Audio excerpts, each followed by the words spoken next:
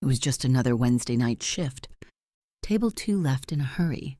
Table 4 didn't tip, and the coffee machine was acting like it hated me personally.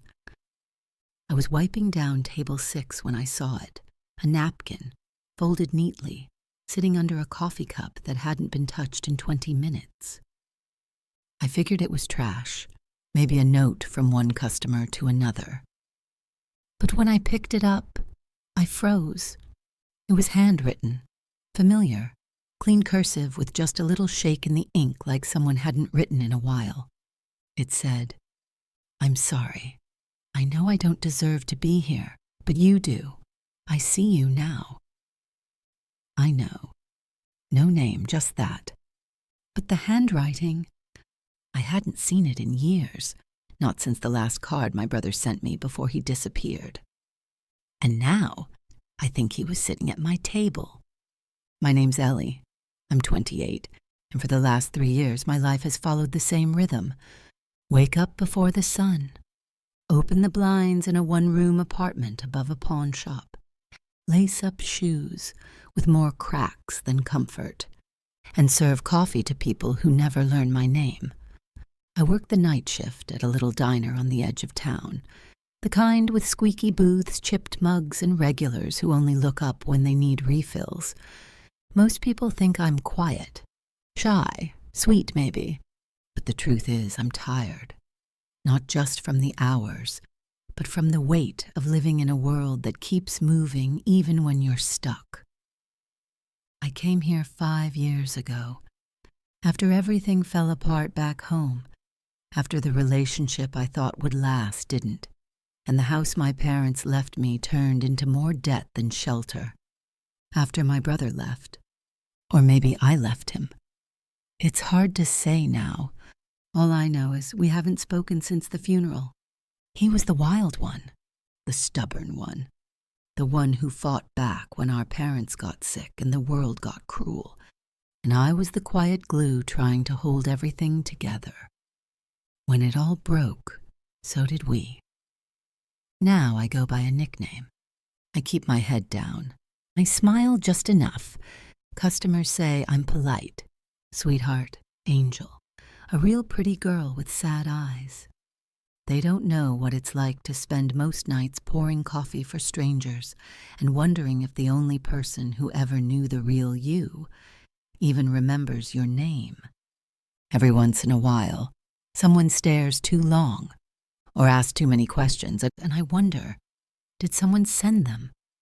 But then they leave, and the thought fades, like everything else I pretend not to want, until the night I cleared table 6 and found a napkin and remembered his handwriting. Nights at the diner feel like time stands still, not in the magical cinematic way, but in the way where you start to forget what day it is. The lights hum overhead with that faint flicker that no one bothers fixing. The air always smells faintly of burnt toast and old grease, and the jukebox hasn't worked right since before I started. Most nights I work the closing shift. The regulars come in like clockwork. Mr. O'Malley at table 2, who orders the same grilled cheese and reads the obituaries aloud like it's breaking news. The teenage couple at table 7 who tip in crumpled singles and always split a milkshake, even when they clearly want their own. And then there's table 6, the one by the window, usually empty, sometimes taken by someone passing through, but always quiet, always temporary. I never thought it meant anything. The truth is I've learned how to blend in here, how to make myself small enough that people forget I exist once they leave. I refill mugs before they're empty. I smile without showing too much teeth. I keep my hair tied back and my voice soft, because it's safer that way. Because when people get too close, they ask questions. Like, why don't you ever talk about your family? Or, why does someone like you seem so sad all the time? And the hardest one of all, are you okay? I used to say yes. Now I just change the subject.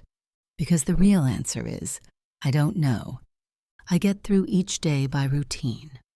Morning walk, coffee alone, diner shift, backstairs climb to my apartment, ramen noodles, a journal I barely write in, sleep if it comes. There's a picture frame on my windowsill. It's cracked in the corner the way everything is now. Inside is a photo of me and my brother. Before. We were kids, covered in beach sand, laughing like the world hadn't touched us yet. I keep it there, not because I think he'll come back, but because I want to remember someone did love me once, even if we never said it out loud. Lately, I've been thinking more about what I'd say if I saw him again. Would I be angry, hurt? Would I forgive him? Or would I just sit across from him in silence, both of us too proud and too broken to find the words? But those are just thoughts, daydreams I file away like old receipts, until that napkin, until table 6, until I picked it up, and time stopped, because I recognized that handwriting instantly. And suddenly, the past wasn't distant anymore. It was sitting right here, in my section.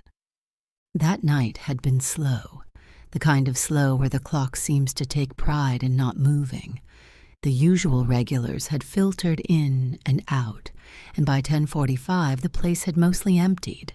Just the low murmur of the kitchen radio in the back and the clink of silverware being sorted.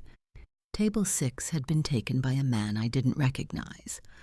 Late 30s, maybe early 40s. Wore a cap low over his face, ordered a black coffee and barely touched it. Said thank you when I brought it, but didn't look up. Didn't say much else. He sat there for a long time, not scrolling his phone, not reading anything, just sitting, like he was waiting for something to happen, or for someone to arrive who never did. At one point, I asked if he needed anything else. No, I'm good, thanks, he said. His voice was low, familiar in a strange, almost forgotten way. I didn't press. I left him be. He stayed right up until closing. When I turned to wipe down the counter, I heard the door chime. He was gone. No sound of footsteps. No goodbye. Just the quiet. And then I turned to his table. The mug was still full. The check was folded and tucked under the edge of the plate, weighed down by a $100 bill. A ridiculous tip for someone who didn't even take a sip. And under the mug, that napkin, folded once. Just like the ones we used to pass as kids when we didn't want our parents to see us writing notes during dinner, when we were still on speaking terms, when we were still family. I unfolded it slowly. The handwriting stopped me cold. It was unmistakable. That slightly tilted cursive, the way the lowercase y looped backward, the capital S that always looked like it belonged in a wedding invitation. I hadn't seen it in 6 years. Not since the last card he sent. A birthday card, unsigned. But I knew. I always knew. The note read, I'm sorry. I know I don't deserve to be here, but you do. I see you now. I know. That's all. Just those words. No name, no number. Just, I know. I sat in the booth for 5 minutes, maybe 10. I don't even know. The diner was empty. I could hear the dishwasher in the back, the muffled sound of Sam the cook, singing old soul music through the swinging door. But all I could see was that napkin. All I could hear was his voice, my brother's, echoing from years ago. You'll hate me for this, but it's better if I go. I ruin things. I don't want to ruin you too. I'd never forgiven him for that, not really, and I thought I never would. But this wasn't just a random customer. It wasn't a coincidence. It was him. He had been here. He had sat in my section. He had looked at me and I didn't recognize him. He didn't force a reunion, didn't make a scene. He just left $100 and a handful of words, and somehow it was more than any apology he could have said to my face, because it wasn't about the money. It was about the fact that he remembered that after all this time, he still knew where to find me.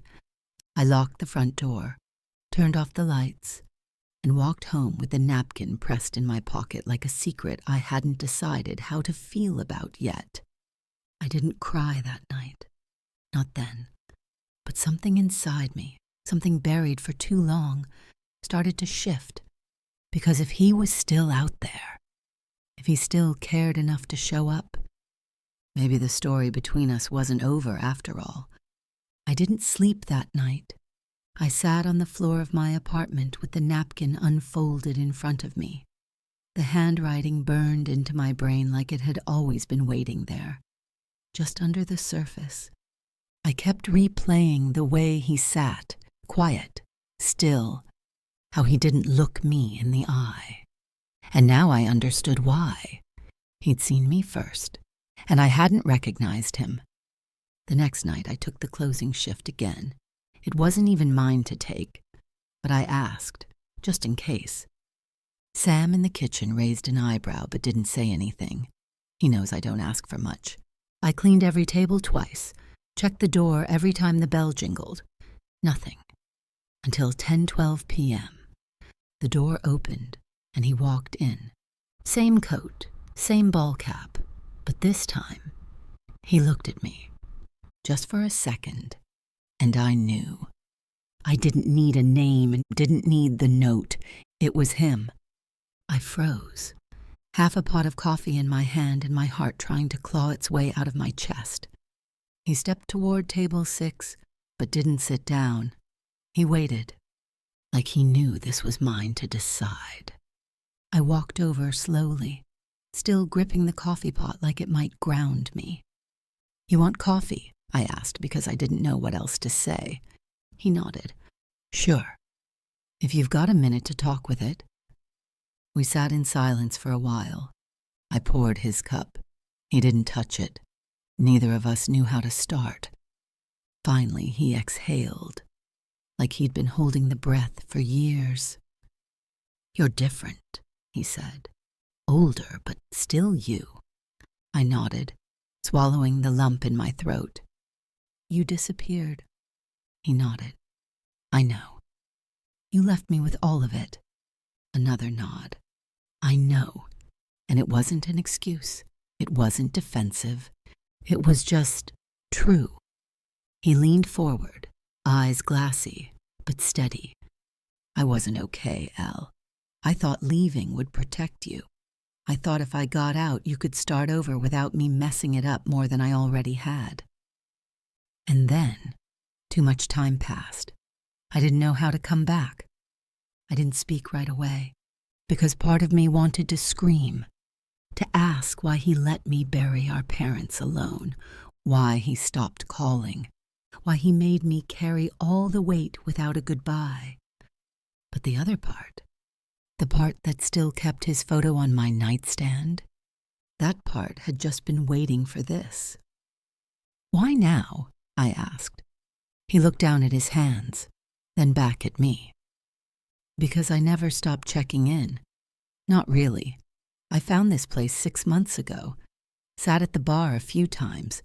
Just watched you work. Watched how you smiled when you were tired. How you treated everyone like they mattered, even when they didn't notice you back. I kept telling myself you didn't need me, that you were better off. But last week, I don't know. I looked at you and realized I was the one who wasn't okay without you. So I left the note. And just like that, all the silence, all the years, all the resentment, cracked.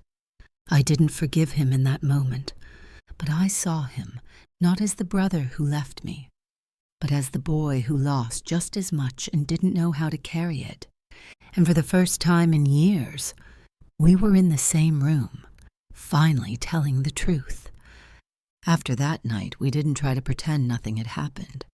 There were no dramatic hugs, No perfect apologies, no fairy tale forgiveness. But we talked. We sat at table 6 after my shifts, sometimes in silence, sometimes for hours. He told me where he'd been, the odd jobs, the rehab stints, the stretches of couch surfing and radio silence when he didn't even know if he wanted to keep going. I told him about the funeral, about the boxes I packed alone, about how I cooked ramen for a week straight because I couldn't afford grief and groceries at the same time.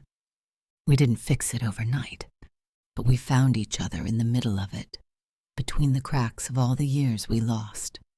He started showing up more often, always sat at table 6, never asked for a discount, always tipped too much. Eventually, I stopped charging him for coffee. He didn't argue. He said he'd earned at least one favor for making me cry in a booth at 10:30 at night. We still argued sometimes about what could have been, about whose pain was heavier, whose silence hurt more. But now, we said it out loud, and the saying made space for something new, something we hadn't had since before we lost everything: family. 6 months later, we moved in together, not out of necessity, but as a step forward. I found a new apartment with a second bedroom. He painted the walls. I picked the curtains. We cooked dinner instead of disappearing into takeout containers and TV. Some nights we stayed up too late, trading memories like stories from different timelines. And slowly, the bitterness unraveled. What was left was still painful, but real. And real is enough. One evening, he showed up with a gift bag. Inside was a simple wooden plaque, handcrafted with shaky hands and more heart than polish. It read, "Reserved, table 6, for the ones who came back." We laughed. I cried. I mounted it under the window, where the light hits just right around 7 p.m. And since then, table 6 has never been empty. Some people leave without warning, and some stay gone so long you start to rewrite the story without them in it. But every so often, life gives you a napkin, folded, forgotten, familiar. And if you're lucky enough to read the words before they disappear, you just might find the person you thought was gone was trying to come home all along.